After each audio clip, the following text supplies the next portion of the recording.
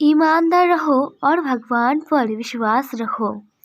एक राजा ने एक दिन गांव के सारे बच्चों को बुलाया और कहा कि मैं सबको एक एक करके पौधे का बीज दूंगा और इन बीज को तुम सबको 1 महीने में ही बड़ा और हरा भरा करना होगा।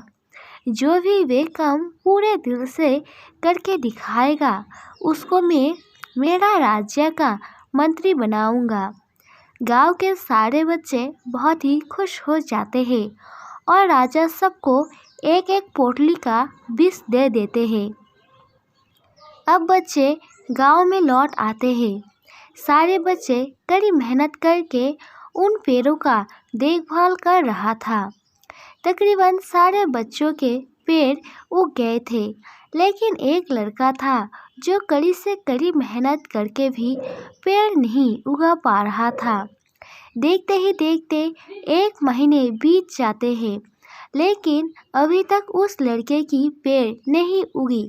लड़का उदास होकर पेड़ के पास बैठा हुआ था, लेकिन उसकी माँ वे सब देखकर उसके बेटे के पास आता है और कहने लगता है कि बेटा उदास मत हो, जो होता है भगवान की मर्जी से ही होता है। किसी चीज़ को लेकर हमें मन छोटा नहीं करना चाहिए।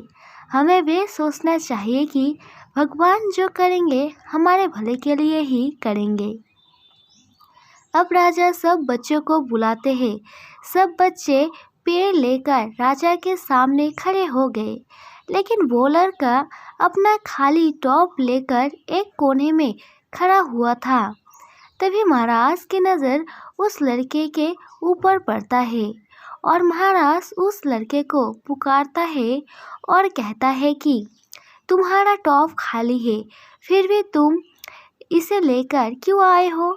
लड़का अपनी माँ की बातों को दोहराता है और फिर वे भी कहता है कि मुझे मेरे और भगवान के ऊपर विश्वास है।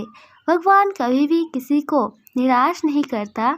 लड़के की बातें को सुनकर और उसकी ईमानदारी को देखकर राजा खुश होकर उसी को ही अपना राज्य का मंत्री बना लेते हैं।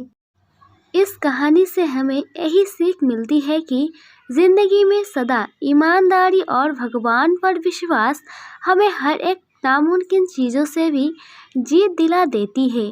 दोस्तों, ज़िंदगी में सदा ईमानदार रहो और भगवान पर पूरा विश्वास रखो, तभी तो एक नामुमकिन जीत को भी आप हासिल कर पाओगे।